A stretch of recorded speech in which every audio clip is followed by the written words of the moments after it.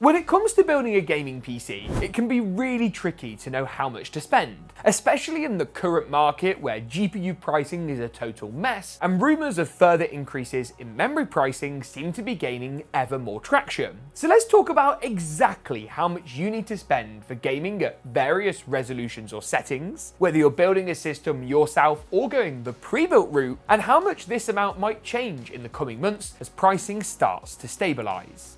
The GeekaWhat is here and is the world's first inductive analog keyboard featuring Ducky's inductive switches. With support for rapid trigger, multi-point trigger and a gasket mount design, the One X is ready to seriously level up your gaming setup. Plus you can connect via either USB, 2.4 GHz or Bluetooth. Plus with two different profiles as a mode for work and play. It's available in a full-size or mini format with white and black colorways available. Learn more at the first links in the description below. Let's begin with a quick word on GPU pricing because it has a big impact on the topic today. Now I've made a full video talking about this, so I don't want to get too bogged down with the nitty-gritty. What I will say is that the US seems to have it much worse than the rest of the world right now, with the UK for example seeing pretty much all 50 series GPUs at MSRP and AMD cards in stock too, albeit with around a 20% price premium. I'm hearing similarly positive stories across a lot of Europe too. Now things in the US are improving. The RTX 5070 now appears for around $50 more than MSRP, but the likes of the 5070 Ti demand more like a $150 price premium, and the 5080 and 5090 are frankly ridiculous, with hardly any choice available as far as the model you want is concerned. So with that in mind, how much do you need to spend right now? And how much would this change in a more typical market? Let's start with the basics. For strong 1080p gaming at a fairly budget price point, you can very feasibly build a PC for between $800 and $900 and get great performance across the board with a good choice of CPUs and GPUs. For my UK and European viewers, you can usually swap out the $ for a pound or euro marker, as by the time our VAT sales tax is accounted for, it pretty much evens out any exchange rate difference. Now this pricing accounts for using a current gen CPU and GPU, as well as the newest DDR5 memory standard. Though of course you can trim a bit of budget out by going for older last gen parts, cheaper DDR4 memory, or even going the used route on some of the components if you wish. This would allow you to trim another $200 or so out, depending on how aggressive you want to be, and this is not to suggest that $800 or $900 is the bare minimum you have to spend. More an amount that I'd advise for great 1080p gaming where you haven't got to worry too much when booting up pretty much any title. And now a build at this price point is realistically going to be based around one of four GPUs: Intel's Arc B570 or B580, AMD's RX 7600 or Nvidia's RTX 4060. There is of course the new 5060 which has been announced and is launching soon too, which I guess technically makes this 5 different GPUs, but you get the gist. Now as far as what that looks like on the frame rate front, you can see from our performance testing that all 4 of these GPUs are pretty capable. In Fortnite, for example, at 1080p competitive settings, all 3 cards sit in the hundreds of FPS region. Apex Legends sees all cards above 140 frames per second, and harder to run titles like Cyberpunk at 1080p still bring in a minimum of 89 frames per second on the RX 7600, with all of the 3 other cards currently released providing even higher frame rates. Some games like COD Black Ops 6 do struggle a little bit more, with the B570 only scraping past the 60 FPS mark by just 0.9 FPS, and Hogwarts Legacy seeing more modest frame rates too. This then is the big difference between a more budget-oriented build and a console, which in aid of full transparency is going to cost you a hell of a lot less money. The thing with a console though is that a PS5 for example only targets 30 FPS at fidelity mode in Hogwarts, with the higher frame rate performance mode sacrificing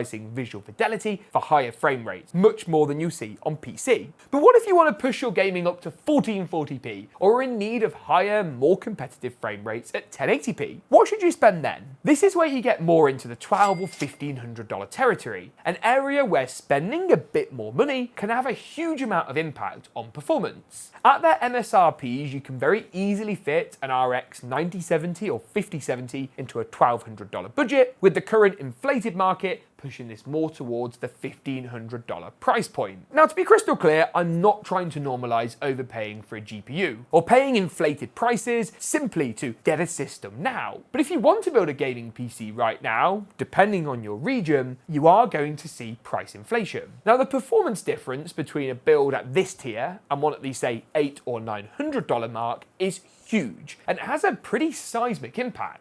Not only does 1440p gaming on these cards become more easily achievable, but there's headroom to turn on things like ray tracing or improve overall visual fidelity. Things like ray tracing are worth a mention too, as these are things which can contribute to an increased budget and need factoring in depending on how much you want to spend. If you like cranking the visuals up to max and don't want to leverage AI-backed upscaling tech like DLSS or FSR for example to reduce performance overhead, that will lead you having to spend a little bit more. It's also worth considering whether you want to build the system yourself or go pre-built. Typically, pre-builts cost around 20% more than the DIY approach, and this system right here is actually one of our own pre-builts here in the UK from our pre-building business, GeekaPC. I'm very transparent in that our GeekaPC systems all cost more than building it yourself. Why? Because you have to factor in things like assembly, servicing the warranty, and of course the cost of shipping a large, heavy system to a customer. Now, there are times when pre-built systems can be advantageous. When a new GPU launch comes out, it's often cheaper to buy a pre-built than buy, say, a scalped graphics card. That doesn't necessarily make the pre-built amazing value, but I know that board partners and the likes of Nvidia and AMD will allocate cards to pre-builders to try more easily and get them in the hands of gamers and deter those reselling. In the US, I know that the likes of iBuyPower and CyberPower have got a lot of 50 series systems in stock in particular, and that can be a great way to get hold of new cards that would otherwise cost you fairly stupid prices. Now, in terms of performance at this 1440p level, you can see the pretty enormous shift that comes. Compared to the likes of the B570, B580, RTX 4060, and RX 7600, the frame rate increase is massive. Hogwarts, for example, at 1080p sees nearly 300 FPS on the 5070. That's 3 times more than on a 4060. At 1440p, the numbers are solid, with over 100 FPS in Hogwarts from both of the cards that fit in and around this $1,200 to $1,500 build price point, and Alan Wake 2 at 1440p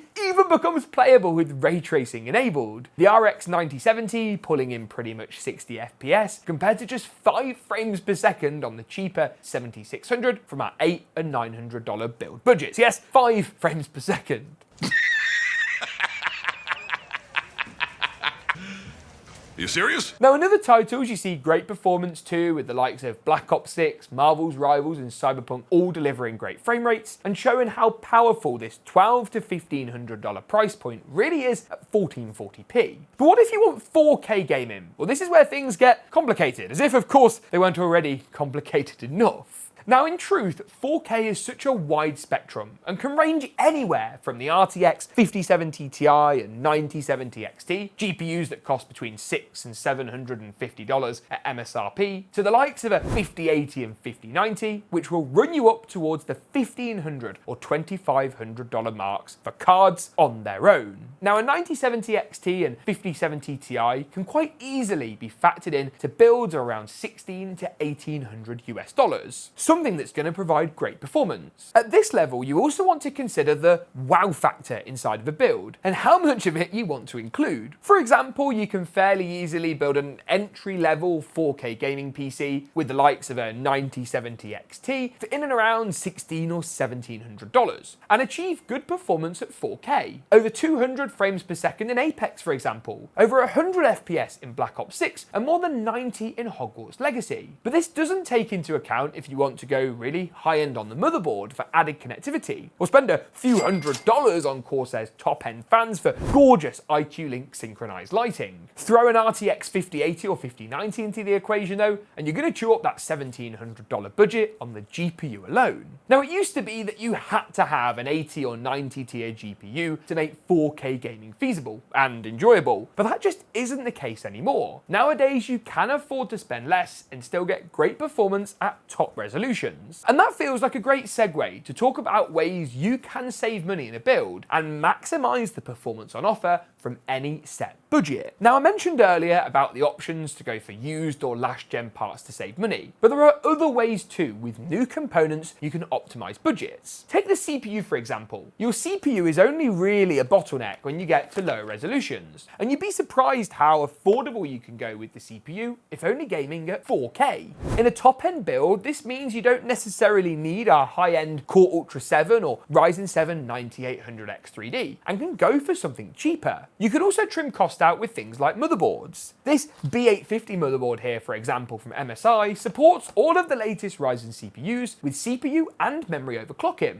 It's only going to come in for around the $200 and £200 mark, and while there are lots of compromises to be made in terms of high-speed connectivity, it's certainly not as attractive looking as high-end boards, and the overclocking headroom, for the CPU especially, will be limited. It's still going to provide great gaming performance, and do so at a price point that saves you money. There's also little tricks you can do. Take this system here, which I mentioned earlier we have for sale on GeekaPC. We recently switched from using cable extensions to instead opting for a white power supply with included white cables. PSU extensions are a great way of adding wow factor in any build, but taking these out of this system has allowed us to reduce the price of the build by around £30 to £40. Going for an appropriately sized power supply is another great way of knocking budget. Now, I'm not saying that you should go for something that hasn't got enough wattage for your build. Don't do that. But for an RTX 5070 build as this one is, you don't need a 1000 watt power supply. And overspending here is a great way of really wasting money. Take the cooler in this build as well. This is a Montech Hyperflow 360. Here in the UK, you can commonly pick it up for around £70. In the US, you're looking $80 or $90. It's going to provide comparable performance to a much higher end Corsair unit, for example, but do so at a more affordable price and still provide awesome cooling. Now, of course, there's nothing wrong with spending extra money on your build, and sometimes you want to build in a high-end case with stupidly expensive fans. My personal rig, for example, sits in a white Lian Li 011 and has all of Lian Li's stupidly expensive wireless uni fans. But I love it. It's just not necessary when it comes to maximizing gaming performance. And if that's something you want to do, there are loads of ways you can save cash and still get great frame rates. How much are you guys looking to spend on your build? Are you going to wait, try and get better value for money when the GPU crisis settles down? Let me know in the comments down below. Have you managed to snag a GPU for in and around MSRP? I'd love to hear from you. If you enjoyed today's video, make sure to get subscribed. Thanks for watching, and as always, we'll see you in the next one.